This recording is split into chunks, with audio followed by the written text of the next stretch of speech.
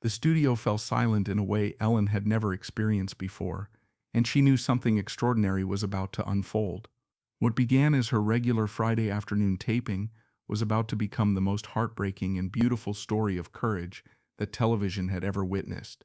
5-year-old Ethan Williams sat in the front row, his small frame dwarfed by the large studio chair, wearing a bright red superhero cape that his mother had made for him from an old bedsheet. His bald head caught the studio lights, evidence of the chemotherapy treatments that had been his reality for the past 18 months, but his eyes sparkled with an energy that defied his condition. Beside him sat his mother, Rebecca Williams, who clutched a worn letter in her trembling hands, the paper soft from being folded and unfolded countless times. She'd written to Ellen's show 3 weeks ago, never expecting a response, just hoping against hope that somehow her son's hero might hear their story. Ellen was in the middle of her opening monologue, sharing a light-hearted story about her morning routine, when she noticed Ethan in the audience. His bright eyes were fixed on her with an intensity that stopped her mid-sentence, and there was something about this little boy that pulled at her heart immediately. "Well, hello there, superhero," Ellen said, walking toward Ethan with her characteristic warmth, immediately drawn to his obvious excitement. "That's quite a cape you're wearing." Ethan's face lit up with a smile that seemed to illuminate the entire studio, his joy infectious to everyone watching. "Ellen Aunt, I'm Superman today." The way he called her Ellen Aunt, with such pure affection, made Ellen's heart skip a beat, the informal title somehow more precious than any formal address. "Superman, huh? And what's your superpower?" "Being brave," Ethan replied without hesitation, his small voice carrying a wisdom that no 5-year-old should possess, the weight of his experiences evident even in his innocent tone. "Mommy says I'm the bravest boy in the whole world." Ellen knelt down to Ethan's level, immediately sensing there was much more to this story than a simple costume choice. "Your mommy is right. Tell me, Superman, what makes you so brave?" Ethan looked at his mother, who nodded encouragingly through tears that were already forming in her eyes as she prepared for the conversation she'd been dreading. "I have 6 cells in my body, but I'm fighting them every day." The studio audience collectively held its breath as they began to understand what they were witnessing, the innocence of his explanation making the reality even more heartbreaking. Ellen felt her own emotions stirring as she processed Ethan's innocent explanation of his battle with cancer. "Rebecca," Ellen said gently, turning to Ethan's mother with the tenderness of someone who understood they were about to hear something profound, "would you like to tell us about your superhero?" Rebecca wiped her eyes with a tissue, trying to compose herself enough to speak without breaking down completely in front of the audience. "Ethan was diagnosed with acute lymphoblastic leukemia when he was 3, Rebecca began, her voice breaking slightly. "He's been in treatment for 18 months, and he watches your show every single day in the hospital," she continued, glancing lovingly at her son, who was oblivious to the emotional impact of his story. "It's become his daily ritual, something he looks forward to no matter how sick he feels." Ellen's expression shifted as the gravity of the situation became clear, her usual comedic demeanor replaced by deep concern and compassion. "Every single day? He calls it his Ellen time," Rebecca continued, her voice gaining strength as she spoke about her son's resilience. "When he's having bad days from the chemotherapy, when he can't keep food down, or when the pain is too much, he asks the nurses to put on your show because it makes him feel strong." Ethan nodded enthusiastically, completely unaware of the emotional impact his words were having on everyone around him, his innocence protecting him from understanding the full weight of his situation. "Ellen Aunt makes me laugh when the medicine makes me feel yucky." Ellen felt tears forming in her eyes as she looked at this tiny boy who had found strength in her show during his darkest moments, humbled by the responsibility of being someone's source of hope. "Ethan, you make me feel strong too." "Really?" Ethan asked with genuine surprise and delight, his eyes widening with the wonder that only children can express so purely. "But you're already strong. You're like Wonder Woman." The audience was beginning to cry openly as they witnessed this pure exchange between Ellen and the little boy who clearly adored her, many of them parents themselves imagining their own children in his situation. Ellen sat down on the floor beside Ethan's chair, abandoning all television protocol. "Ethan, What's your favorite part of the show?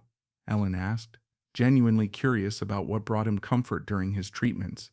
His answer would surprise everyone in the studio.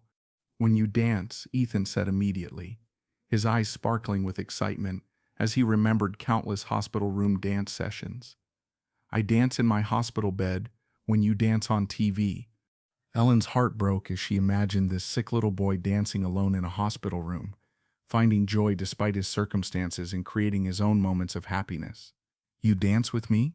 Every day, Ethan confirmed proudly, his voice filled with the satisfaction of someone sharing a treasured secret. The doctors say dancing makes my body happy, even when it's sick. Rebecca spoke up softly, adding context that made Ellen's emotions even more intense, as she understood the medical significance of what her son was describing. The nurses have told me that Ethan's mood and even his vital signs improve when he watches your show. They check his numbers before and after, Rebecca continued, her voice filled with gratitude for any small blessing in their difficult journey. His heart rate stabilizes, his pain seems to decrease, and he always asks for less medication on the days he watches you dance. Ellen stood up slowly, processing the magnitude of what she was hearing and feeling the weight of being someone's source of medical comfort. Rebecca, what did the doctors tell you about Ethan's condition? Rebecca's composure cracked as she prepared to share the hardest truth any parent could face, her hands trembling as she struggled to find the words. They've done everything they can. We're in the final stages, and they're focusing on keeping him comfortable and happy. The studio went completely silent, except for the sound of people crying quietly in the audience. The reality of Ethan's situation hitting everyone like a physical blow. Ellen felt her world shift as she understood that this beautiful little boy was facing something no child should ever have to face. But I'm going to get better, Ethan said with absolute conviction, unaware of his mother's tears and the adult conversations happening around him. Because Ellen Ant is strong, and I'm strong too. Ellen knelt back down, taking Ethan's small hands in hers, overwhelmed by his unshakable faith and optimism in the face of impossible odds. Ethan, you are the strongest person I've ever met. Can we dance together? Ethan asked with the innocent hope that only children possess, his request simple but profound. I want to show you my superhero dance. Ellen looked at Rebecca, who nodded through her tears, then at her production team, who were all crying themselves, understanding that this moment transcended television. Of course we can dance. Would you like to dance right here on the stage? Ethan's excitement was infectious as he nodded eagerly, his energy seeming to multiply at the prospect of dancing with his hero. Can I keep my cape on? You absolutely have to keep your cape on, Ellen insisted, helping him down from his chair with the gentleness of someone handling something precious. Superheroes always dance in their capes. As Ellen led Ethan to the center of the stage, something magical began to happen that defied all medical expectations. The little boy who should have been weak from chemotherapy moved with pure joy and energy that seemed to come from somewhere beyond his physical limitations. Ellen signaled to her DJ, and upbeat music filled the studio as the audience watched in anticipation. Ethan immediately began moving, his small body swaying and his arms pumping with enthusiasm that belied his condition. Ellen danced alongside him, matching his energy and following his lead as he showed her his superhero moves that he'd obviously practiced countless times. The audience watched in amazement as this sick little boy danced with more joy than they'd ever seen. This is my flying dance, Ethan announced with the seriousness of someone demonstrating important superhero techniques, spreading his arms wide and spinning. And this is my strong dance, he added, flexing his tiny arms with determination. Ellen found herself laughing and crying simultaneously as she participated in the most meaningful dance of her career, understanding that this wasn't about entertainment. This wasn't about entertainment. This was about celebrating the indomitable spirit of a child who refused to be defeated. Show me your brave dance, Ellen encouraged, and Ethan stood tall, puffing out his chest and marching in place with the confidence of someone who faced fear every day and won. When the music ended, Ethan was slightly out of breath but beaming with happiness, his face flushed with the exertion and joy of the moment. That was the best dance ever. Ellen scooped him up in a gentle hug, holding him close as the audience erupted in applause that seemed to go on forever. "Ethan, that was the most beautiful dancing I've ever seen." "Really?" Ethan asked, his eyes wide with wonder at receiving such praise from his hero. "Can we do it again sometime?" Ellen's voice caught in her throat as she realized the weight of his question and the uncertain future it implied. "We can dance whenever you want to, superhero." She carried Ethan back to his seat but wasn't ready to end this moment, sensing that something more needed to happen. "Ethan, I have some friends I'd like you to meet." Ellen gestured to the wings of the stage, and slowly several children from the local children's hospital cancer ward walked out, their appearance carefully coordinated by Ellen's team. They were all wearing superhero capes like Ethan's, and their faces lit up when they saw him. "These are some other superheroes who wanted to meet you," Ellen explained as Ethan's eyes widened with excitement at seeing other children like himself. "They all fight the same bad cells that you do." The children gathered around Ethan, and the immediate bond was obvious as they recognized kindred spirits. They began chattering about their treatments, their favorite superheroes, and their shared experiences with the kind of understanding that only comes from walking the same difficult path. Ellen watched this interaction with tears streaming down her face, witnessing the power of children to find connection and joy even in the darkest circumstances. She knew she had to do something more substantial than just this moment. "Kids," Ellen announced, her voice carrying across the studio, "I think it's time for a superhero dance party."